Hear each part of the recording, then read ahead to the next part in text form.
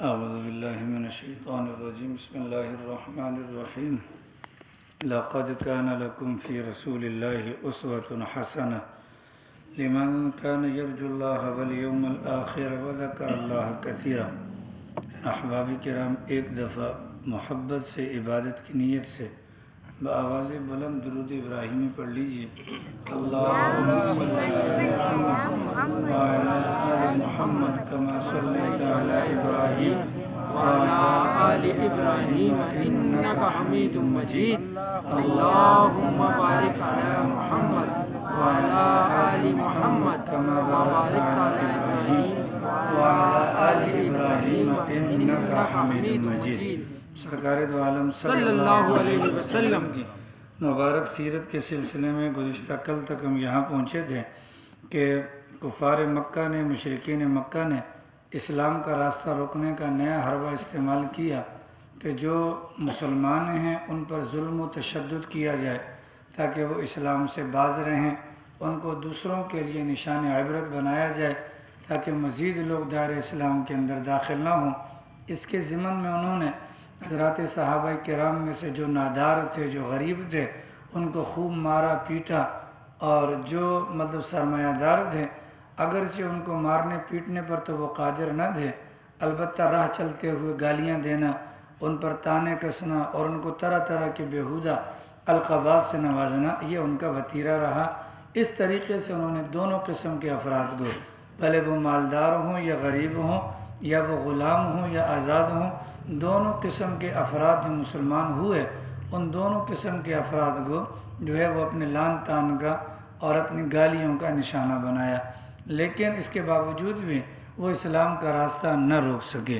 اللہ کی شان 14ویں تاریخ تھی. سرکار دو عالم صلی اللہ علیہ وسلم مکہ مکرمہ میں سیدنا عبداللہ بن مسعود رضی اللہ تعالی عنہ کے ساتھ اکیلے بیٹھے ہوئے تھے، اور دور تھوڑا سا فاصلے پر جا کر آگے کفار مکہ کا ٹولہ جمع تھا جس میں ابو جہل بھی تھا، اور اس کے علاوہ ولید ابن مغیرہ بھی تھا، عاص ابن وائل بھی تھا، اسود بن عبد المطلب بھی تھا، اسود بن عبد یغوث بھی تھا، اور اس کے علاوہ اپنا نضر ابن حارثہ بھی تھا، زمعۃ بن الاسود بھی تھا. مختلف قسم کے کافروں کا ایک ٹولہ وہاں پر بیٹھا تھا. اب یہ دو حضرات سرکار دو عالم صلی اللہ علیہ وسلم اور عبداللہ بن مسعود یہ اپنے وہاں پر اللہ رب العالمین کی وحدانیت کے غور و فکر میں لگے ہیں، اور یہ لوگ دور کسی جگہ پر بیٹھے ہوئے دیکھ رہے تھے. آپس میں انہوں نے مشورہ کیا، آؤ محمد کا امتحان لیتے ہیں، آؤ محمد کا امتحان لیتے ہیں. چنانچہ ایک روایت کے مطابق یہ آتا ہے کہ یہ وہاں سے اٹھے اور آ کر سرکار دو عالم صلی اللہ علیہ وسلم سے کہا کہ آپ کہتے ہیں کہ میں اللہ کا نبی ہوں، تو آپ کوئی علامت ہمیں دکھلائیں جس علامت کے نتیجے میں ہم پہچان لیں کہ آپ واقعتاً اپنے دعوی نبوت کے اندر سچے ہیں. اور ایک روایت میں یہ آتا ہے کہ خود انہوں نے کہا اگر آپ اللہ کے نبی ہیں تو یہ چاند بھی اللہ نے بنایا ہے، آپ اللہ تعالیٰ سے دعا کر دیجئے یہ چاند کے 2 ٹکڑے ہو جائیں تو ہم آپ پر ایمان لے آئیں گے. سرکار دو عالم صلی اللہ علیہ وسلم نے فرمایا کہ دیکھ لو، اگر یہ چاند 2 ٹکڑے ہو جاتا ہے ایمان قبول کرو گے تو سب نے بالکل عہد کیا بالکل کریں گے. چنانچہ سرکار دو عالم صلی اللہ علیہ وسلم نے اللہ تعالیٰ کی بارگاہ میں دعا فرمائی اور انگلی کا اشارہ چاند کی طرف کیا تو ان سب نے اپنی آنکھوں سے دیکھا کہ چاند 2 ٹکڑے ہو گیا. اور فقط 2 ٹکڑے نہیں ہوا، ایک تو یہ کہ دراڑ پڑ جانا اور فاصلہ معمولی سا ہو تو کہہ سکتے ہیں کہ ہماری آنکھوں کو دھوکہ لگا ہوگا، لیکن اللہ کی شان یہ ہے کہ چاند 2 ٹکڑے ہوا بئی انداز کہ چاند کا ایک ٹکڑا جبل ابی قعیس کے برابر میں آ گیا اور دوسرا ٹکڑا جبل ابی قیقوعان کے برابر میں آ گیا. ان دونوں کے درمیان کافی فاصلہ ہے. اب وہ کافر جتنے بھی وہاں پر موجود تھے، رات کا وقت تھا، ساری دنیا تو جاگ نہیں رہی تھی، لیکن جو وہاں پر کافر موجود تھے وہ دیکھ رہے تھے، دیکھتے پھر اپنی آنکھوں کو صاف کرتے، پھر دیکھتے پھر اپنی آنکھوں کو صاف کرتے، اور پھر نتیجہ ان کا یہ نکلا، انہوں نے کہا کہ لگتا ہے محمد نے تمہاری آنکھوں پر جادو کر دیا ہے، تمہاری آنکھوں پر جادو کر دیا ہے، یہ چاند وان کے 2 ٹکڑے وغیرہ کچھ نہیں ہوئے، یہ محمد کا جادو ہے جو تمہاری آنکھوں پر ہے.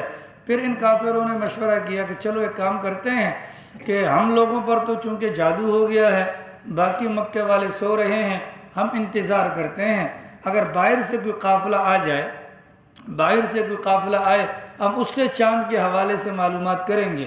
اگر انہوں نے بھی کہا کہ بھئی واقعتاً ہم نے چاند کو 2 ٹکڑوں میں دیکھا تھا تو ہم ان کی بات کو سچا مان کر ان پر ایمان لے آئیں گے، اور اگر ایسا نہ ہوا تو سمجھ جائیں گے ہم پر جادو کیا ہے اور مکے کے باہر والوں پر جادو پہنچ نہیں سکتا۔ اسی واقعے کو اللہ نے قرآن کریم کی سورۃ القمر کے اندر نقل کیا کہ وہ کہنے لگے ھذا سحر مستمر، یہ وہ جادو ہے جو ان قریب ظاہر ہو جائے گا، لیکن اس کے باوجود وہ دیکھتے رہے۔ اور اللہ کی شان یہ ہے کہ قدرت کا نظارہ کہ اللہ نے فوراً ملایا نہیں چاند کو، بلکہ عصر اور مغرب کا جو درمیانی وقت ہوتا ہے اتنا لمبا وقت گزرا کہ چاند کے 2 ٹکڑے تھے، اور پوری دنیا کے اندر جہاں جہاں پر اس وقت رات کا سما تھا ان لوگوں نے دیکھا، ہندوستان کے اندر باقاعدہ دیکھا گیا، اور اسی طریقے سے مکہ مکرمہ کے اندر لوگوں نے دیکھا۔ اللہ کی شان وہاں سے قافلہ آ گیا، جیسے قافلہ آیا تو یہ ابو جہل وغیرہ جتنے بھی کافر تھے انہوں نے ان سے پوچھا، انہوں نے کہا بالکل ہم نے بھی دیکھا تھا کہ فلاں رات کے اندر چاند کے 2 ٹکڑے تھے، لیکن اس کے باوجود کتنا بڑا حق ان کے سامنے آ گیا، وہ بدبخت تھے، بدبخت رہے اور وہ ایمان قبول نہیں کرتے۔ اللہ کی شان سرکار دو عالم صلی اللہ علیہ وسلم کے یہ معجزہ تھا کہ انگلی کے اشارے سے چاند کے 2 ٹکڑے ہو جانا۔ اللہ کے نبی علیہ السلام چونکہ اللہ کے سچے نبی ہیں، اس بنیاد پر اللہ تعالیٰ نے پیارے پیغمبر کے لیے وہ معجزات ظاہر فرمائے جو دیگر حضرات کے لیے نہیں ہوئے۔ مثال کے طور پر چاند والا تو یہ آپ کے سامنے ہے۔ ایک موقع پر سرکار دو عالم صلی اللہ علیہ وسلم اسماء بنت عمیس رضی اللہ عنہا کی روایت میں آتا ہے کہ خیبر کے مقام پر، خیبر والا جو علاقہ ہے وہاں پر ایک مقام صحابہ تھا، وہاں پر حضور پاک علیہ السلام موجود تھے۔ آرام کرنے کے لیے حضور لیٹے تو تکیہ نہیں تھا، تو حضرت علی کی گود میں لیٹ گئے اور اوپر سے وحی آنا شروع ہو گئی۔ اب جب وحی آتی رہی تو ظاہر ہے کہ جب تک وحی آ رہی ہے تو حضرت علی تو وہاں سے اٹھ نہیں سکتے ہیں۔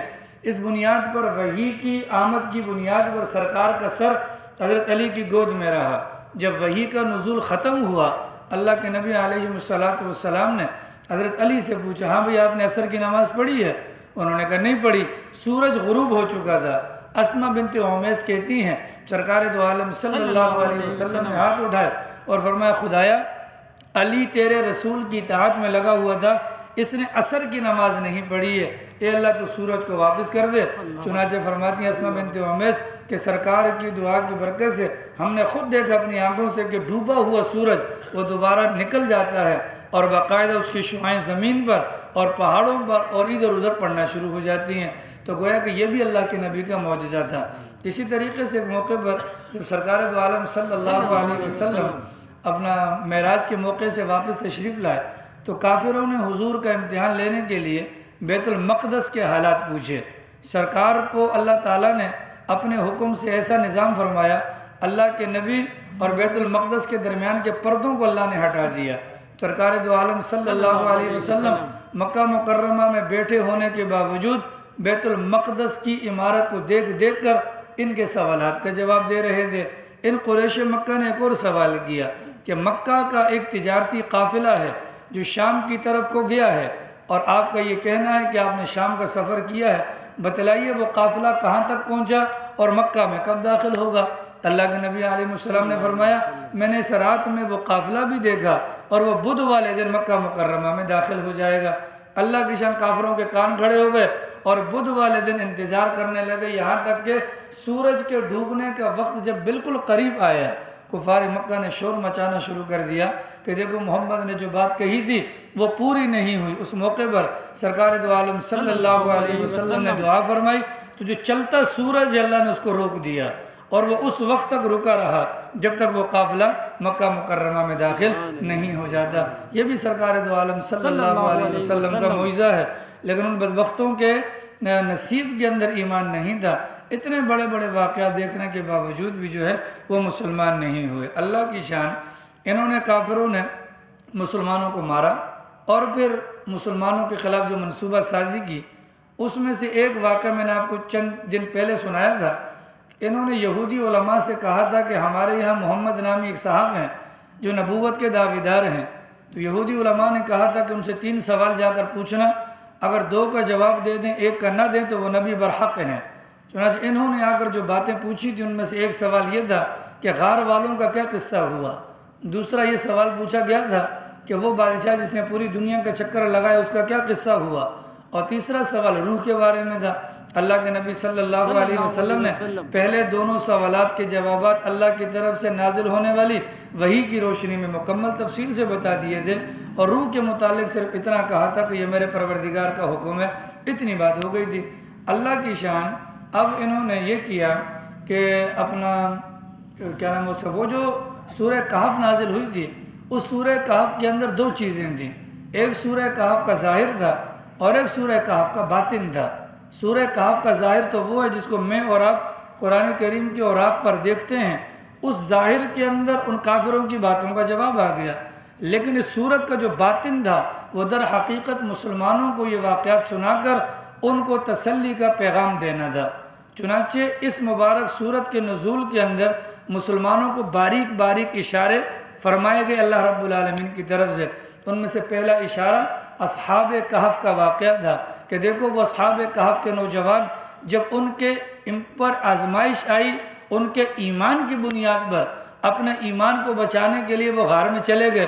گویا کہ صحابہ کرام کے لیے اشارہ تھا، اگر تمہارے لیے مکہ مکرمہ میں رہ کر اپنے دین پر عمل کرنا مشکل ہو تو تمہیں بھی اپنے ایمان کو بچا کر اس زمین کو چھوڑ کر، اللہ کی زمین تو بہت وسیع ہے، کسی اور جگہ چلے جانا چاہیے۔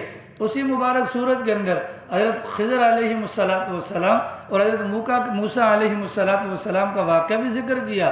اس کا ظاہر تو یہ تھا کہ دو نبی ہیں اور ان کی آپس میں ملاقات ہے، لیکن اس کا باطن یہ تھا کہ بسا اوقات انسان کو جو نظر آتا ہے حقیقت وہ نہیں ہوتی، حقیقت کچھ اور ہوتی ہے۔ چنانچہ قرآن کریم کے ترجمے میں آپ نے پڑھا ہوگا، حضرت خضر علیہ السلام نے کشتی کے اندر بیٹھتے ہیں تو کشتی کا تختہ توڑ دیتے ہیں، بچوں کو دیکھتے ہیں کھیلتے تو بچے کی گردن مروڑ دیتے ہیں، اور اسی طریقے سے کسی بستی میں جاتے ہیں، مہمان نوازی کا مطالبہ کرتے ہیں، وہ مہمان نوازی کا انکار کرتے ہیں اور حضرت ان کی گری ہوئی دیوار کو بڑھا دیتے ہیں۔ صحابہ کرام کے لیے اس میں اشارہ تھا کہ وقتی طور پر جو آپ پر مصائب ہیں، آلام ہیں، ان کو دیکھ کر کوئی یہ دل چھوٹا نہ کرے کہ حقیقتاً بھی ہمارا یہ انجام ہوگا۔ اس کا ظاہر تو یہ ہے کہ تمہیں تکلیفوں کا سامنا ہے، اور اس کا باطن یہ ہے کہ تمہیں آگے چل کر اللہ تعالیٰ کامیابی اور سرخروج عطا فرمائیں گے۔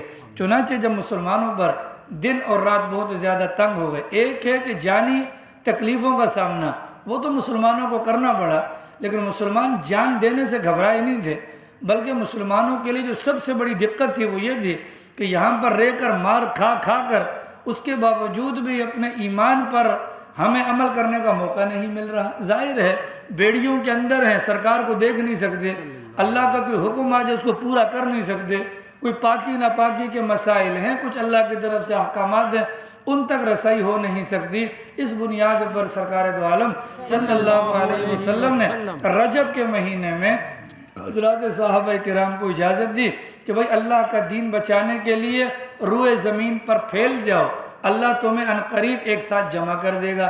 صحابہ نے پوچھا کہاں جائیں، تو حضور نے ہاتھ سے اشارہ کیا اس طرف، مراد حبشہ کی سرزمین تھی، اور حضور نے فرمایا وہاں پر جو نجاشی نامی بادشاہ ہے، سنا ہے کہ اس کی رعایا کے اندر یا اس کے ماتحت جو لوگ رہتے ہیں ان میں سے کسی پر ظلم نہیں ہوتا۔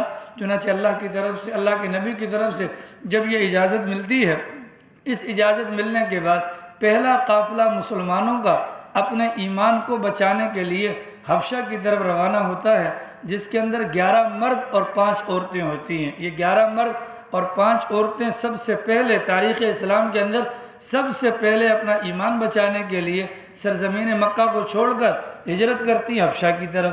ان کے امیر بنائے جاتے ہیں سیدنا عثمان ابن عفان رضی اللہ تعالی عنہ، جو سرکار دو عالم صلی اللہ علیہ وسلم کے داماد ہیں، اور ان کے نکاح میں اس وقت سرکار دو عالم صلی اللہ علیہ وسلم کی بیٹی حضرت رقیہ ہیں، وہ بھی اپنے شوہر کے ساتھ ہجرت کے لیے نکلتے ہیں۔ چنانچہ یہ وہاں سے نکلتے ہیں، راتوں کو چھپ چھپ کر نکلتے ہیں، ان میں سے کچھ پیدل تھے اور کچھ سواریوں پر تھے، اور جب یہ جدہ کی بندرگاہ پر پہنچتے ہیں، اللہ تعالیٰ نے وہاں پر انتظام کر رکھا تھا کہ 2 کشتیاں تجارتی وہ وہاں پر کھڑی ہوئی تھیں۔ ان 11 مردوں کو اور 5 عورتوں کو بٹھایا، 5 درہم ان کا کرایہ طے ہوا، اور وہ کشتی ان کو لے کر روانہ ہو جاتی ہے۔ پیچھے سے کفار مکہ کو پتہ چلتا ہے، انہوں نے پیچھا کیا لیکن وہ ان تک پہنچنے میں ناکام رہے، کشتیاں رواں دواں ہو چکی تھیں۔ اس پر کافروں کو مزید تکلیف ہو گئی، یہ اپنا ایمان بچا کر ہم سے بھاگ گئے، لہذا جو پہلے کے مقابلے میں جو ظلم و ستم تھا اس کے اندر بہت زیادہ اضافہ ہو گیا۔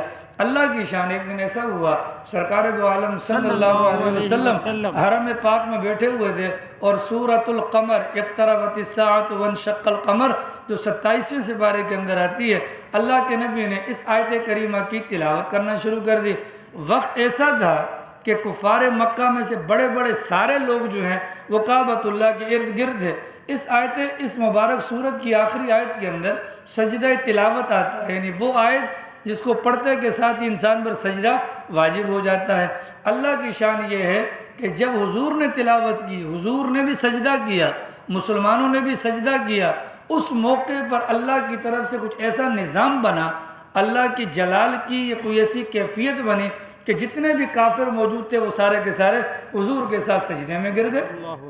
اللہ کی شان ہے، وہ سارے کے سارے گر گئے۔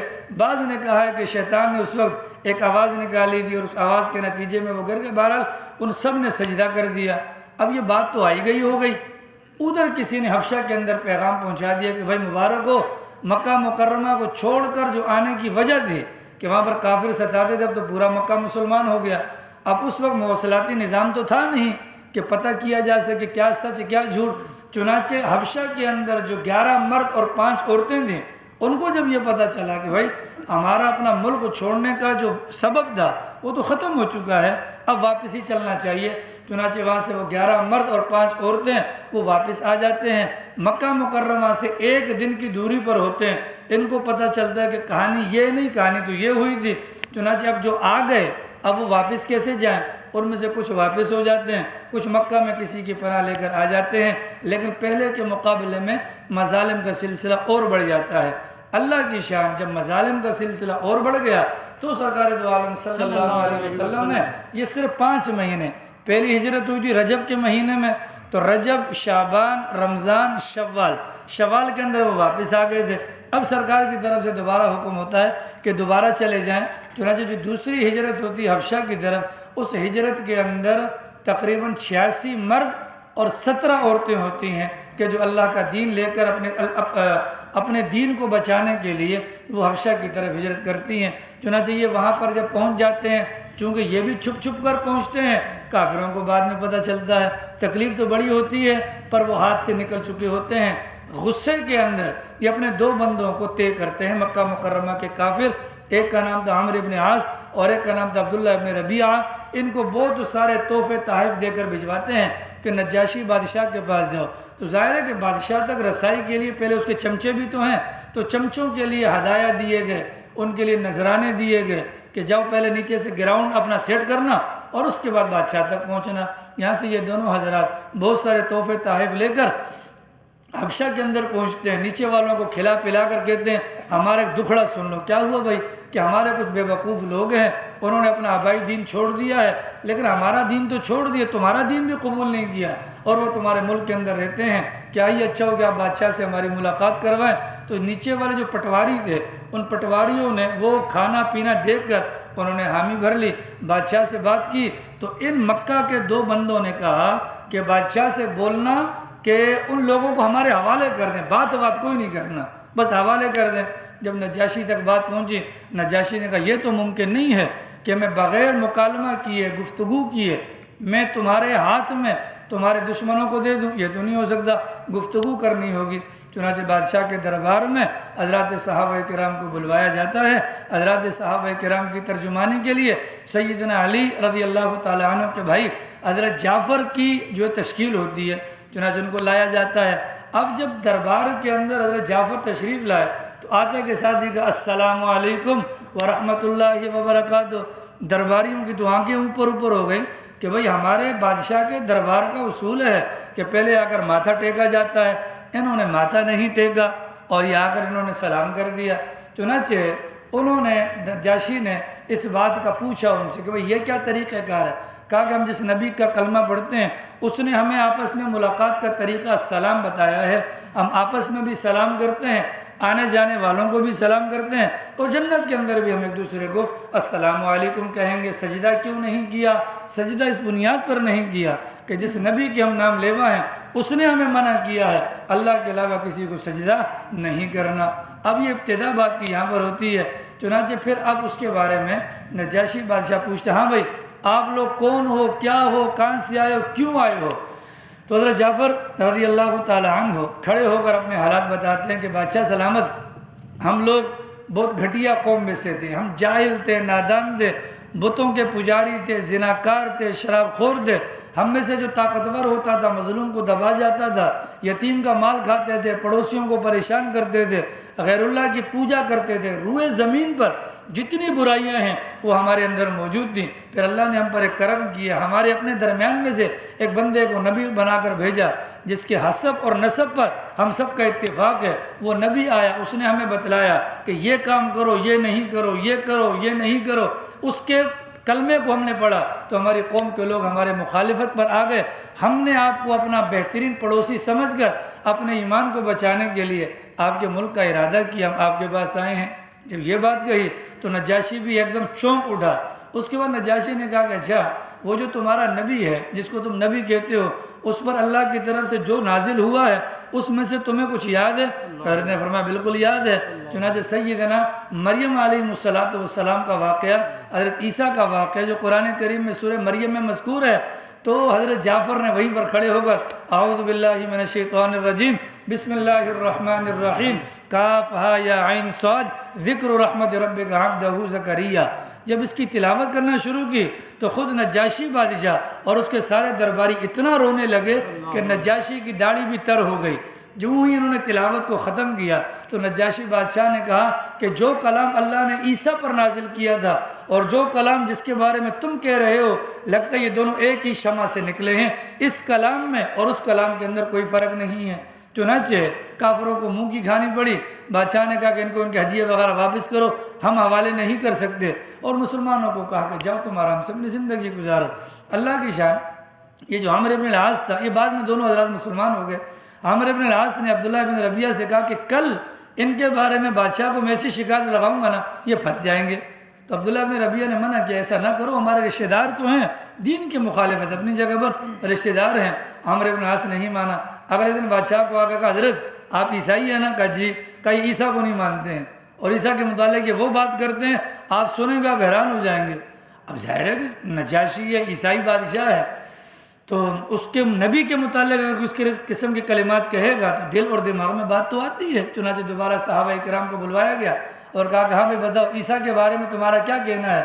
کہا کہ ہم عیسیٰ کے بارے میں وہی ایمان رکھتے ہیں جو ہمارے نبی نے بتلایا کہ عیسیٰ اللہ کے بندے تھے، عیسیٰ اللہ کے رسول تھے، عیسیٰ اللہ کا کلمہ تھا، عیسیٰ اللہ کی روح تھی۔ جب یہ بات کہی تو نجاشی نے زمین پر سے ایک تنکا اٹھایا اور فرمایا اللہ کی قسم جو تم نے بیان کیا عیسیٰ اس سے آگے تنکے کی بقدر بھی زیادہ نہیں دے۔ سب کو تکلیف ہونا شروع ہو گئی، درباریوں کو اس نے کہا کچھ بھی کر لو ایسا نہیں ہو سکتا۔ پھر درباریوں سے کہا کہ ان کا سب کے جو نظر و نیاز ہے یہ سارے کی سارے واپس کر دو۔ چنانچہ یہ دوسری حبشہ کی ہجرت ہوتی ہے، پھر اللہ کی طرف سے مدینہ سے مکہ کی ہجرت، مکہ سے مدینہ کی ہجرت کا جب حکم آتا ہے تو یہی حضرات وہاں پر پہنچتے ہیں سرکار کے پاس سن 7 ہجری کے اندر۔ تو نجاشی بادشاہ باقاعدہ ان حضرات کی سواری کا انتظام کرتا ہے، راستے کے اخراجات کا انتظام کرتا ہے۔ حضرت جعفر سے کہتے ہیں کہ جا کر اپنے نبی کو کہہ دینا کہ میں نے آپ کی لائی ہوئی شریعت کو قبول کر دیا اور میں اللہ پر ایمان لاتا ہوں، آپ کو نبی آخر الزمان بتلاتا ہوں، اور ساتھ میں اپنے نبی سے کہنا کہ میرے لیے دعائیں مغفرت بھی کر دیں۔ چنانچہ باقاعدہ قاصد روانہ کیے گئے۔ یہ مسلمانوں کا قافلہ سرکار کے دربار میں جب پہنچتا ہے تو قاصد کھڑا ہو کر کہتا ہے کہ میں نجاشی کی طرف سے قاصد ہوں، آپ اپنے لوگوں سے پوچھیں کہ جتنا عرصہ وہاں پر رہے ہیں ان کو کوئی تکلیف ہوئی؟ سب نے کہا کوئی تکلیف نہیں ہوئی۔ اس کے بعد جعفر نے کھڑے ہو کر نجاشی کا پیغام سنا، یا رسول اللہ، انہوں نے کہا تھا ہمارے لیے دعا کیجیے گا۔ اللہ کے نبی علیہ السلام نے کھڑے ہو کر 3 مرتبہ دعا فرمائی، اے اللہ نجاشی کی بخشش فرما، اے اللہ نجاشی کی بخشش فرما، اے اللہ نجاشی کی بخشش فرما۔ آج اس کو یہیں پر رہنے دیتے ہیں، باقی انشاءاللہ کل یہیں سے بیان کریں گے۔ اللہ حافظ۔